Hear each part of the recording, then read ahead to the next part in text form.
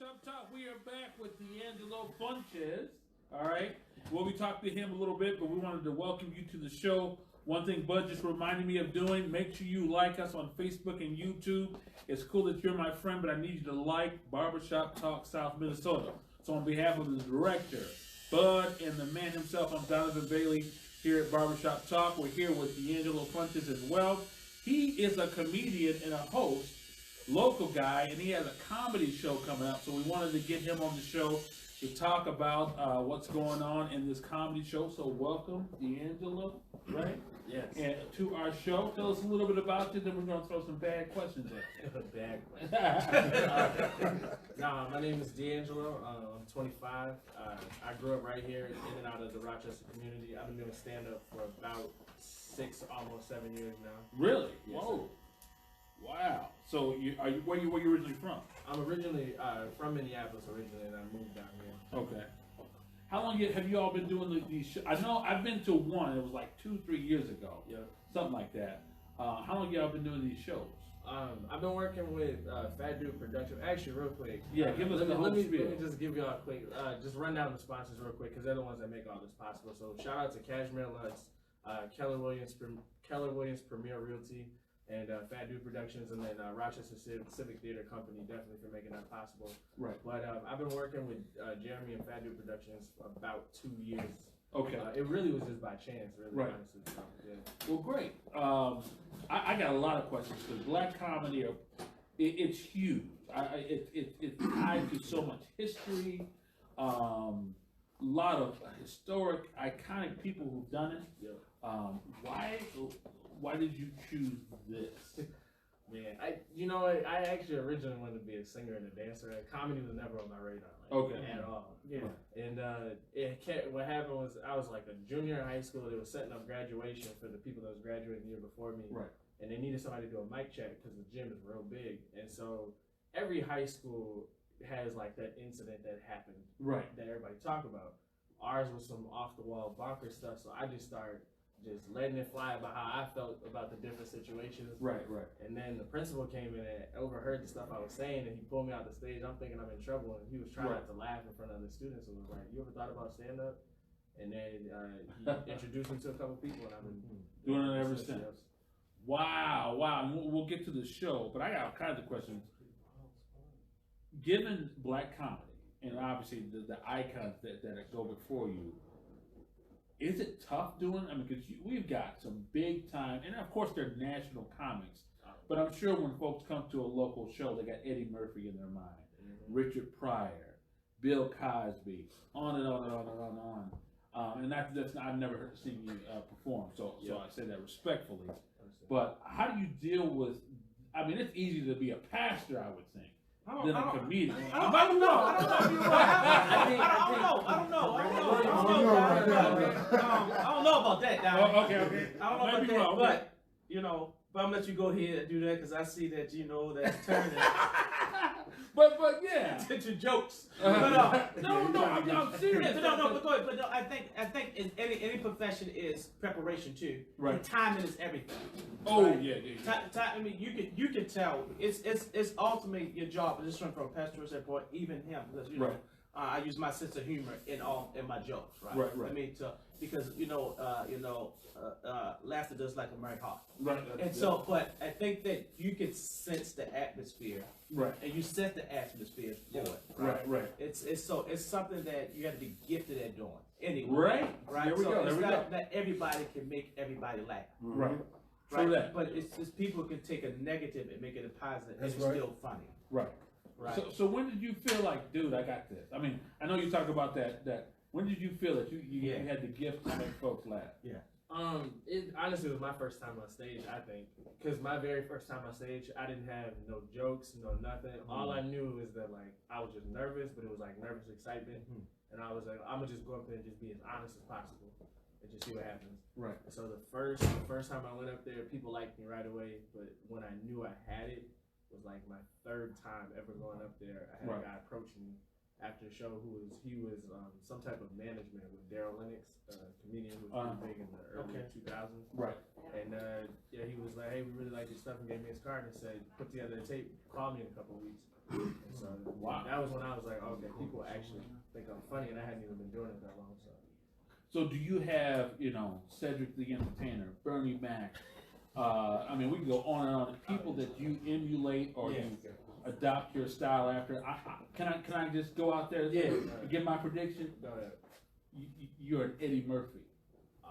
No, I don't see Eddie Murphy. No. Okay. Now you antiquated. No, this man. I mean, who is your favorite comedian, or who you try to emulate after? Because I think all of us get in the mirror a little bit. I've been right. And maybe you don't, right? You know what I'm talking about? Nah, but you're right. I mean, you're talking about who, because it's good to, what I'm talking about, to find that until you really find who you are. Right. Right? Any comment, any preacher will say the same thing, right? Until you come into your own. Mm-hmm. So, I mean, who do you resemble the most? I in your think, craft?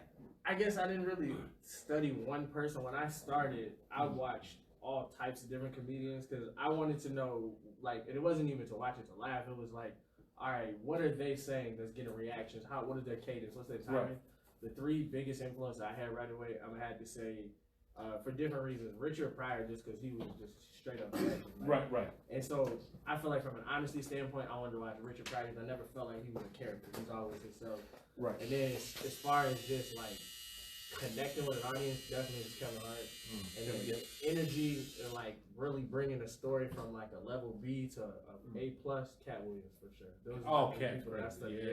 Yeah. Those are the people I studied. Intensity. And then there was some other less known comedians I looked at for like technical stuff too. So do you get into politics? Ooh, good question. With your comedy? Ooh. The reason I don't is because I just always grew up that if you don't know enough of what you're talking about, don't talk about it. That's right. And it's not that I don't know enough about politics. I just don't know enough outside of my own personal understanding and views to criticize somebody else's. So I try to stay away from it. So I don't want people to walk away enjoying it. So. I think people don't know this, but or won't admit it. But good comics are brilliant people. And like the pastor said, they know the moment, the time, the cadence. They know how to, throw a joke out there. And you seem to be like a very deep brother. Do you? I mean, because we were talking. What were we talking? You've been to be No, bro. No, you say, do he look like he died? Do he look like he died? No, he was just. My first song, I said, I know this fella can sing a little bit.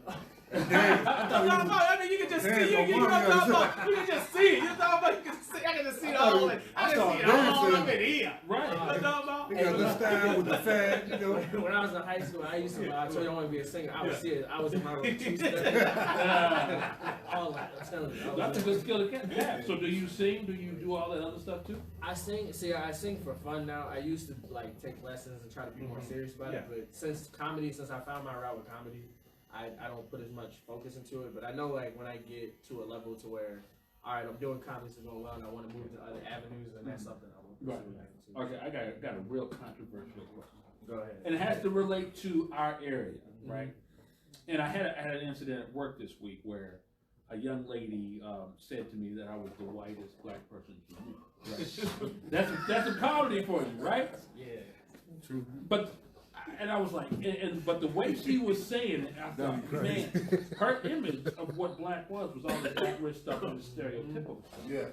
And I'll be honest, when I went to a show, I don't know, 2 or 3 years ago, and this is none of my business, but I saw the audience and the comedian and the jokes that were coming out. I was concerned, like, because this audience, which was predominantly Euro-American, right? Yeah. They are laughing, but they have no clue.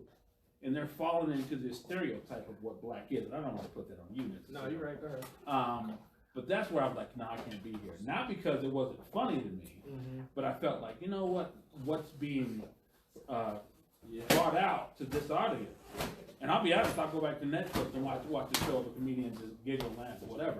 But I felt uncomfortable because of the audience I was in, and my thought was they're perceiving what is black through this comedian. And then when I go to work on Monday, that's what I get. Oh my God, you don't eat hot sauce with your chicken? Yeah. And so, and of course, I'm not putting it on you or whatever, but it is a unique area, I think. Yeah. No, this is to have black perfect, actually. It's perfect because, like you were saying, so It ties into two things. So growing up, like I was saying, I kind of bounced around between this area. But when I moved to Chicago, I moved there for about 2 years, and I moved back to Minnesota. But I didn't come back here. We went to a small town right outside of Rochester called Spring Valley. So it's far enough removed from here to where there's literally no black people in the county at all. Right. And I talk about this on stage too, and what it's like being the only black dude.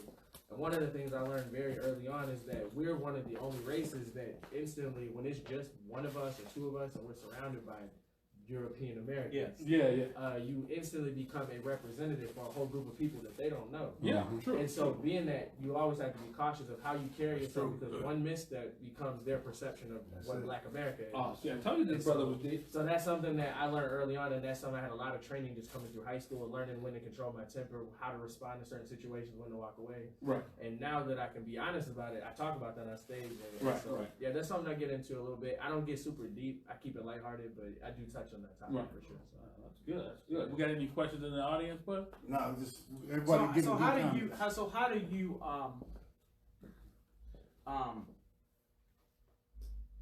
keep a balance so you won't become that character? Right. Ooh. I think Right? Because I only ask that question because most comments are those who make other people laugh. Don't do deal with secondary stress. They don't. That's Right. good. Right. And, so how do you? I mean, early on, so you're still young. If you can learn this now, how you gonna start to balance that?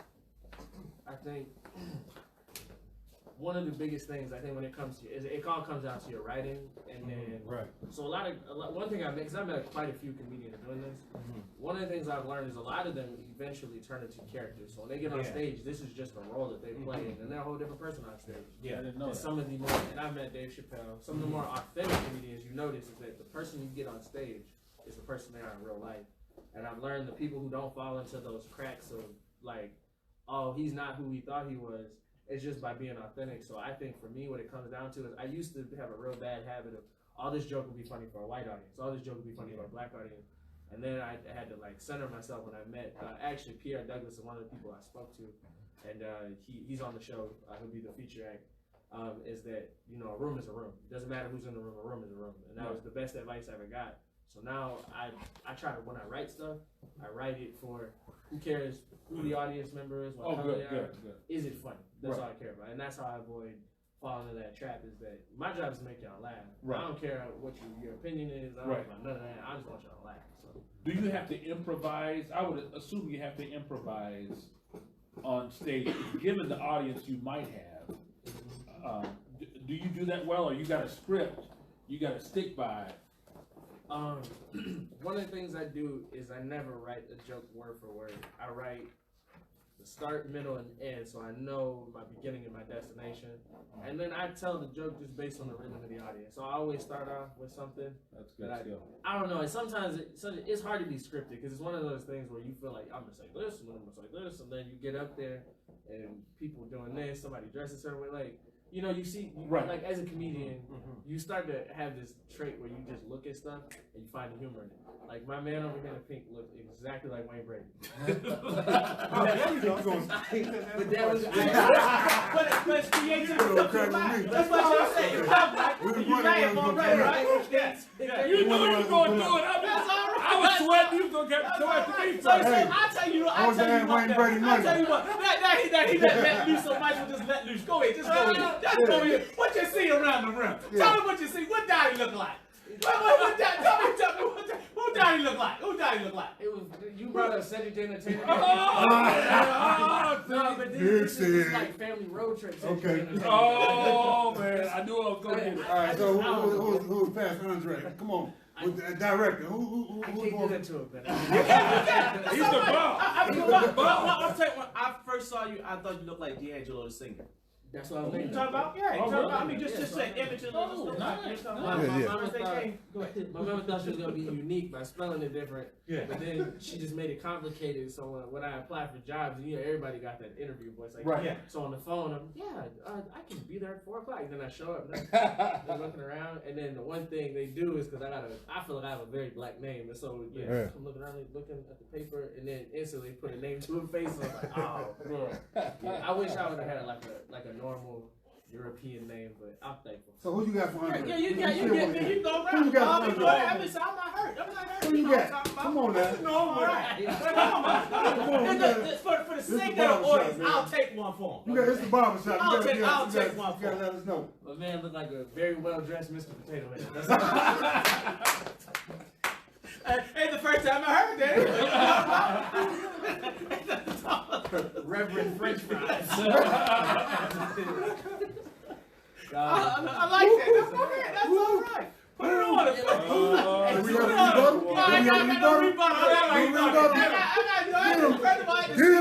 I had to see if he really had it in him or not. I feel like y'all set me up because I feel like this brother knows something. Now he's like, okay, I'm a reverend on Sunday, but it's Saturday, so. I just see. I have to make sure that I can tell people in my congregation this guy funny. You know what I'm talking about? I can't tell him a lie. You tell him you get up there and not funny. Right. I'm gonna do my best. You don't do your best. Ain't gonna be no pressure. You can get us. Come on, give us something. Then give us something, man. Nah, roasting not really my style, man. No. That's up. But you want to get the audience a little. Yeah, tell us about the other comedians. Yes. Okay. Yeah. You got two others, right? I feel like the variety is very nice. So I feel like, I don't feel like I do raunchy comedy. Mm-hmm. I feel like I tell my truth, but then I can be a little more vulgar if I need to. Yeah. Because I'm younger and I attract more of a younger audience. Right. But then also I can tone it down. And, you know, Jill see me, so he could Right. Yeah, I can tone it down a little bit. I would say Pierre, man, that dude, he is in his bag when it comes to comedy, man. 'Cause I've worked with him, but I've seen him perform so much that like he literally can scan a crowd and he can go either way. Like he can go clean, he can get as dirty as you get. Like, man, that's somebody I look up to, like from like just like comedians in the area. I really look up to them. So what's your challenges? What's your challenges as a young comedian coming up, getting respect out here as a young and a black comedian? What's your challenge? What's your challenges? The biggest challenges I have is that majority of the audiences I perform in front of typically tend to be white audience. Right. So it's learning to connect with that audience over, there's obviously cultural differences. Right. And then from just, like my age bracket makes it tough too. Right. Like working with someone like Shed, for example. Shed typically is going to attract, that over 30 crowd. Okay. That's a market that like I have a hard time tapping into because especially with the generational differences. Right. I don't relate. My generation is buck wild. Right. Yeah. It's hard. Some of the stuff I talk about is a little hard for them to pick up on, but it challenges my skill as a comedian and making them, bridging the gap. So that's about the biggest ones right there. But as far as from a respect standpoint, I'm gonna be honest. I don't give a damn what nobody think about my comedy because it's not about that. Like it's not. What it's about. So I care about my comedy, and then if you like me, you like me. If you don't, you don't. So do your demographic or the age group? A lot of them even go to comedy shows? I mean, I'm far removed, so I don't. Do they? A lot of it really boils down to because I'm still a lot of people my age are still in that college realm, that broke college kid, Right. So it really just depends on how you market the show. Like if you make it seem more of like, hey, use this as your relief. Right. It does draw in a lot of younger people, but if it's something like in the middle of the week or like just seems like something they don't want to come to, it can be hard. Like my age bracket is real difficult, especially when you get into like charging people. Right. That dollar amount says a lot about how committed they are to your. That is true. That's very true. Yeah. So tell us how you've grown, because I think when you guys started at that place, that's apartment complex now in Southeast. What was that? Wicked Moon. The Wicked Moon. Yeah. That's where a lot of them were, I think. Yep. And now you guys are over at the Rochester Mayo Civic Center, which is huge. Yeah. How did you guys grow? How did you get the respect of Rochester Mayo Civic Center to go in there? I'm gonna give this one to Jeremy because I just show him to do the work. Jeremy does a lot of behind the scenes. Right, and he's been working on it. I think what it is that he just has a lot of relationships with the right people and just learning how to network and use what he has to benefit someone to benefit us. So I would honestly say you probably want to sit down with him. And is this the first time at the Rochester Civic Theater? For me, yeah, for me it is. I believe it is going to be for Fat Dude Productions as a whole. But yeah, definitely. So this is huge. This is a big show. I know she had GT. Oh, you know, Yeah, because he did a couple of fundraisers years ago. Before Jeremy Yep. Started his production, and he did two good, fundraisers for it. That's where Jeremy picked up and knew, some of it from that. Okay. But I'm glad that, after all those years that it's still, growing, Right. So, Yeah. I understand that he moved right down Atlanta, right? Maybe like Texas somewhere. Yeah, he moved. Yeah, he moved somewhere down there. But no, that's good. So how important is? I'll ask the same question. Mentoring for you. I mean, who is your mentor? Do you have one? Yeah, I got a couple. So definitely Jeremy from a business standpoint. Okay. Because I don't like to do anything I don't understand. I don't want nobody to be taking advantage of me. So from just understanding how to maneuver the back end of the comedy game, the off stage stuff. Right. Definitely Jeremy. But I do a lot of work over at Goonies too, the comedy play, which I'll be doing a full weekend over there, the 29th and the 30th as well. But I'll get into that. But there's a guy by the name of John Russell, one of the veterans at the comedy club. He's the one that I feel like really is my mentor. Cause like when I need help with something or I'm struggling with trying to, cause he's an older guy, so I'm trying to connect with that older audience who can help me. Right. Say this or mention this, throw this in there. So about Goonies, have it since they moved the location? Yeah, where's it at? It's Northwest now. Right over here. Since they moved the location, if the crowd changes, and then like, cause I know downtown was the premier location for it. Right. And they ain't even doing nothing with that building. It's just still. Oh yeah. See what happened? See with Goonies downtown, it was a lot easier for people to find. Plus Thursdays on first is down there, so everybody, right. You get that crowd that experience over, Right. The biggest thing they had now is now that they moved out here on West Central Drive. Now you're on the north end of town. The demographic changes because the people willing to come over here now. Right. But so one of the things they've done really well is they've gotten a lot younger comedians. So they do an open mic on Thursdays every week. Okay. And you'll notice almost all the comedians now are under 30. The vast majority of us are under 30 now. You said every week. What days and time? So they do an open mic every Thursday at 7 o'clock. The show starts at 7:30. It's over by 9:30, 10 o'clock most weeks. So I can get my own little sketch and see what I got? Yeah, if you want to. Nah, I ain't got it. I give you 5 minutes. That's it? Get you in. You're the host? No, I've hosted before, but I'm not the regular host. John Russell's a regular host, but me and him are pretty tight. So if somebody wants to do 5-7 minutes, I think they got what it takes. Andre, I don't think I want to do that. I I don't think I want to do it. No, I think I can make the audience laugh, but my laughter comes through my anointing. I'm talking about. Yeah. Right, I mean, so I know what lane to stay in. You're talking about, and people don't understand it. It's not. It just come on. You're talking about. You can't explain it, right? Right. It just come on, right? And that's how God created someone else to be, to be able to do. But I stay in my lane. But I love, for me, laughter has always been therapy for me. Right. Our culture, definitely. And, personally, and I mean, other than sports, comedy, and making other people laugh has helped me to get through some of the hurts and some of the pains, and a lot of that. So I mean, it's like you're doing a therapy session. Yeah, it's true. For a lot of people. And so what I found out oftentimes is, especially in the Midwest here, everybody here is a little deep. Right? You don't talk about right, a little deep. They don't want to really crack. They don't want to smile and always serious. Emotional. I mean, you probably feel it. If you talk about they always serious. Emotional, and, you know what I'm talking about, and yeah, you're right. And so, what is your challenges here other than you saying sometimes cultural difference, and then compare you going to other places, whereas because we're more relational anyway, we like to laugh and joke. Right. But usually our counterparts they're real serious. Right.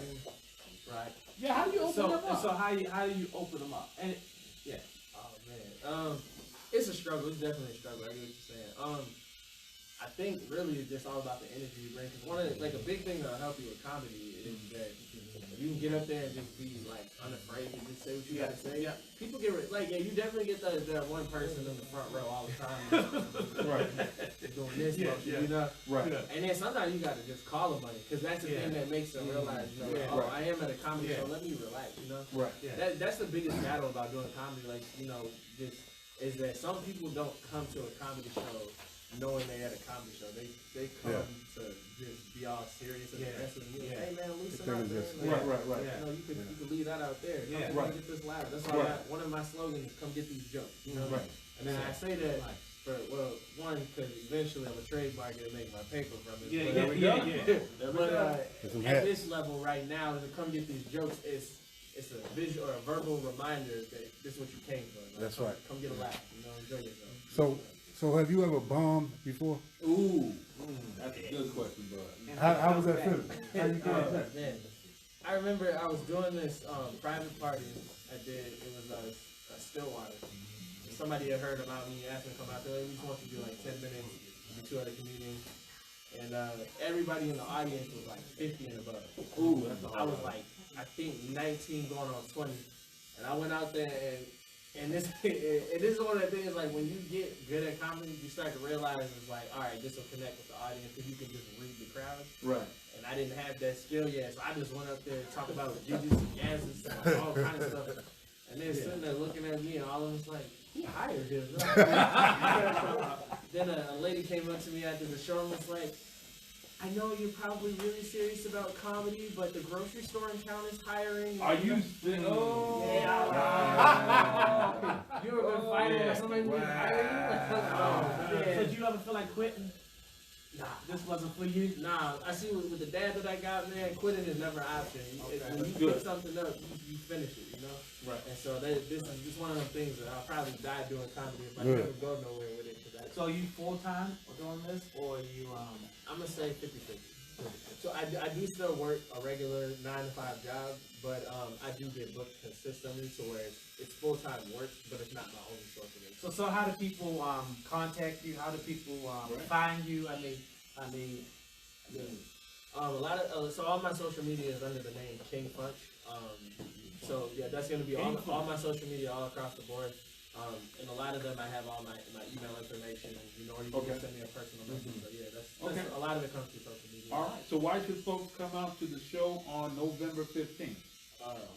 Should come. Shed and Pierre are definitely 2 funny brothers. I know a lot of y'all probably tired of seeing my face as much work as I've done in this area. Right. But those are 2 very funny brothers. And then also, this could be the gateway, especially for the young. I feel like they call us at risk, like community, especially people my age. I feel like there's not a lot of positive outlets going on out here. Right. And I know there's a lot of brothers here that want to do music, right? But the biggest issue we have is that venues don't want to take a chance on us because of, and I won't say it's because of our color. I'll say it's because of the risk that we bring with the notion of how we're presented to society. Yeah. Right. That's deep. So I got a question from Lashana. She said, what was your first gig and was you nervous?